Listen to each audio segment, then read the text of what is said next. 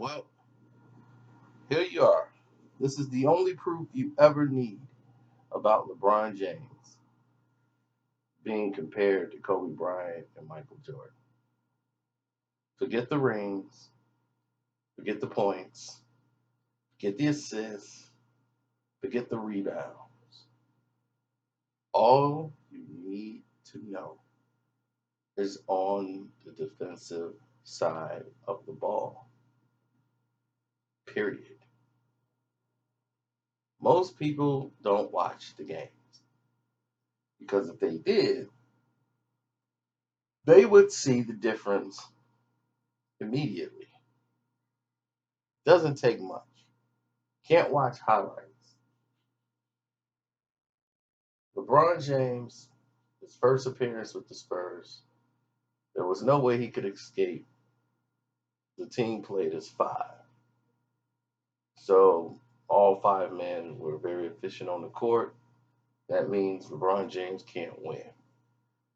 So in that case, he lost the team to Cleveland. They blamed his teammates, even though LeBron is the one that underperformed. But let's go apart away from that. Michael Jordan in his NBA Finals, when he played against the Los Angeles Lakers, Michael Jordan guarded Magic Johnson, James Worthy, and Byron Scott, who offensive usage rate was in the high 70s and 80%. That's 70 and 80% of their offense. He even guarded Sam Perkins in that NBA Finals. Let's go to 92, his second one, against the Portland Trailblazers, who had the best record in the West. He glided Clyde Drexler, who was the top scorer of the team, and Michael Jordan guarded him, and that was his assignment for the game. Who had a usage rate that was high, very high usage rate, over 70, 80% of the times. His usage rate offensively is very high. Then you go to the Phoenix Suns. Um, his assignment was Dan Marley and Kevin Johnson on switches, but he mostly stayed with those two. And sometimes he picked up Charles Barkley. Now, Dan Marley on the team was a scorer, but he wasn't like really, the offensive juggernaut they needed to be. He had to switch on Richard Dumas sometimes because Dumas was just torching Scottie Pippen, who was supposed to be so great. Um, Michael Jordan's assignment was Thunder Dan Marley, who offensively his usage rate was high. He touched the ball more times than a lot of people on that court. His was in the high 60s in his usage rate. Kobe Bryant, we'll get back to Mike in a minute, but Kobe Bryant, first game in the finals, his assignment is Reggie Miller. Number one usage rate in the entire team, number one scorer, their number one player. Kobe Bryant guards him. His second NBA Finals, he has to guard Kerry Kittles. Usage rate 70 to 80%. And then he also guarded Jason Kidd. Um, I bring these facts up, and you can go all the way to Detroit Pistons when they played the Pistons in the finals, and they lost. He guarded Rip Hamilton. Usage rate 80%, 80 plus percent usage rate. Even guarded Chauncey sometimes, and that's speeding up the process.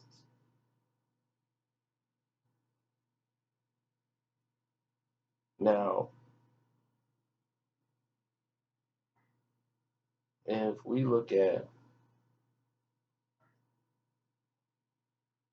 defensive prowess or who the people are, like status quo wise,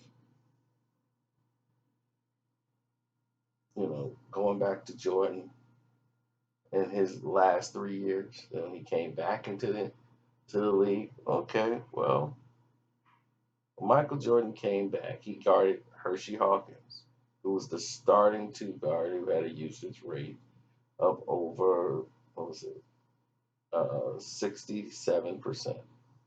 So Hershey Hawkins was going to touch that ball, and Michael Jordan guarded Hershey Hawkins. Switched off on Gary Payton sometimes. So the starting one and two guards, Michael Jordan guarded in 1996. And 1997, he guarded Joe Hornacek, and he had a usage rate of 78%. It's almost 80. Then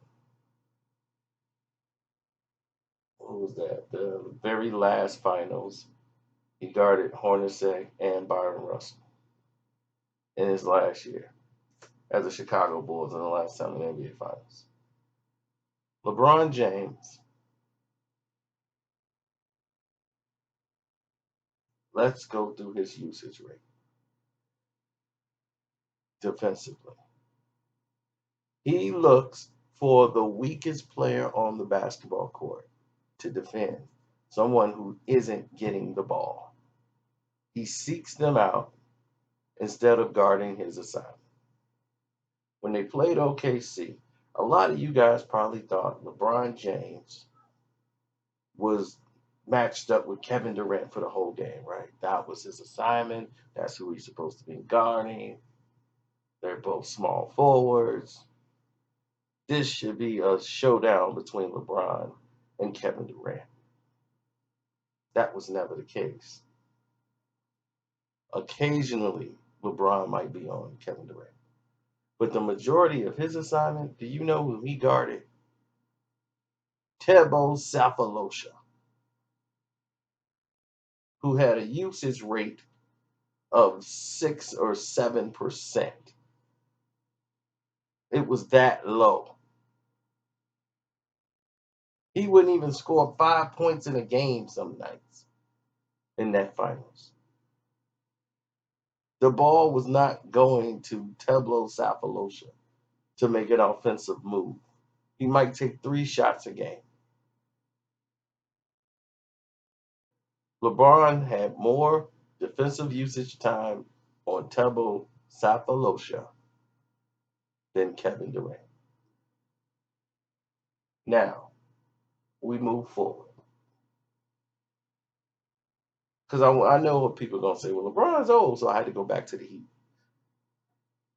The San Antonio Spurs. This was the first time in LeBron James' career he had to defend somebody whose offensive usage rate was very high. And a very young Kawhi Leonard, who averaged 14, 11, and 9 against LeBron.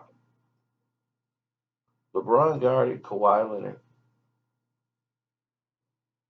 who really worked him out. He made LeBron work, and this is how Kawhi made his name. The 2013 NBA Finals. LeBron did good, got some points, but he had to work. And this is why it went 7 games, because he was facing somebody who had put pressure on him offensively. They had a balanced attack. He wasn't going for 20-something a night because they didn't need him to. It was balanced. Everybody was averaging about 13, 14 points. That's why they wanted to keep everything. So that's where the numbers relied mostly. And making sure things stay balanced. But LeBron had to move, he had to work, and other players had to bail him out. But Kawhi's usage rate was at 70%. That was the highest rating LeBron has ever really matched up on anybody.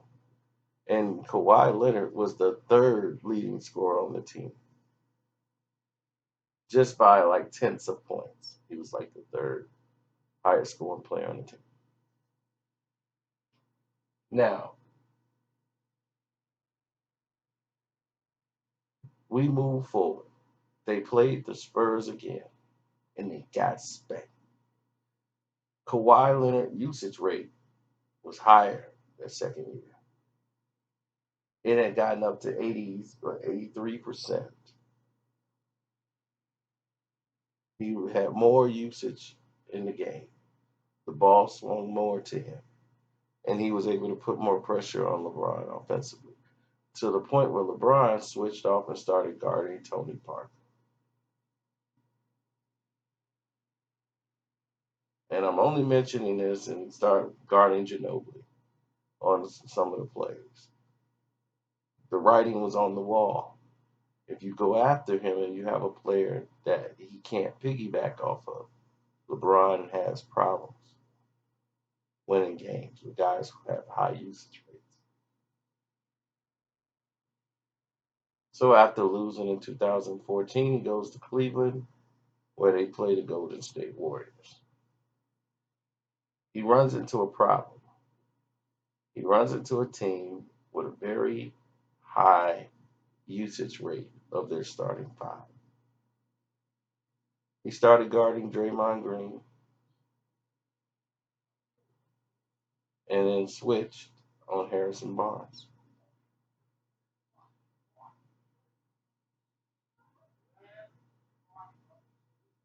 So when Harrison Barnes came into play, Harrison Barnes made everything askew. Meaning Harrison Barnes, he hit some shots that game, and then they switched off with Iguodala, and they worked LeBron. There was nothing he could do. He was so exhausted. They're getting beat, and he just don't know how. And that's how they lost. Usage rate of Harrison Barnes, 76%. Draymond Green usage rate, 83%. These are the factors where he couldn't rest. He couldn't sit back there and piggyback. He tried to find ways to take plays off, and he just couldn't do it. The next finals, his offensive assignment, once again, was Draymond Green, and he switches off with Harrison Barnes. Very high usage rate. Draymond, we all know what happened. Draymond got tossed when they were up 3-1 going into game five. They had to play a game without Draymond Green, and Tristan Thompson had a field day, and it led to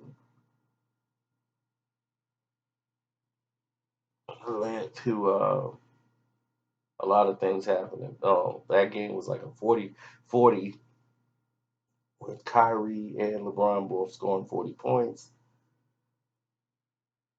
and he didn't have to worry about anything defensively. He was fine.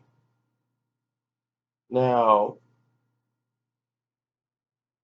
the very next year, well, we saw that last year. Now you have Kevin Durant and Draymond. Who you gonna guard? Draymond's gonna run you up and down the court.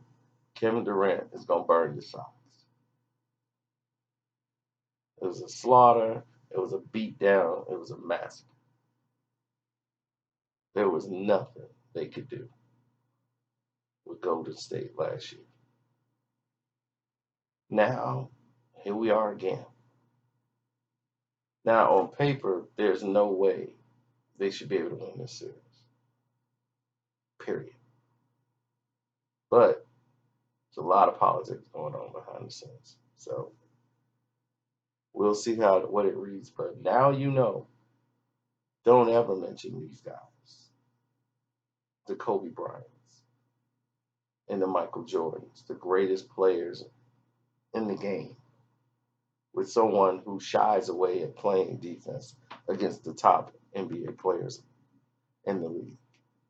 That's all the proof you need is on the defensive side of the ball. Because when someone is the best player, it's not just one side of the ball, it's both sides.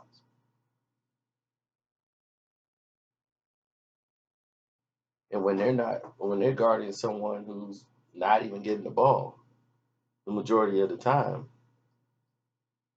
we've seen that kind of piggybacking before. So this year when he did it, people was like, "Oh, LeBron's just old.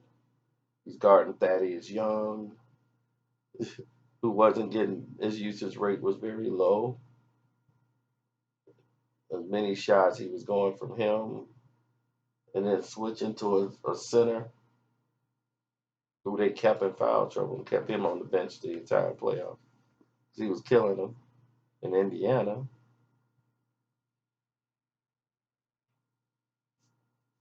Then in Toronto, he had a great time piggybacking over there. Then against Boston, he was looking for people to guard on the court. And we saw what happened there.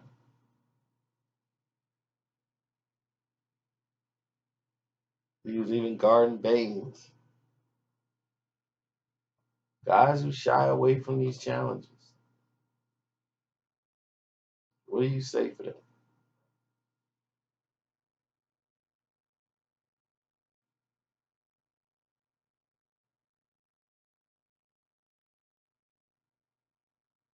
Kobe Bryant had to guard Paul Pierce and Ray Allen.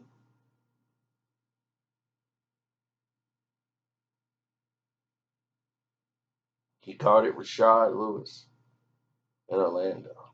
This is his last finals. Kobe was always accepting the challenge defensively. Now, now you know the truth about LeBron James. And let's see what happens now. I'm out.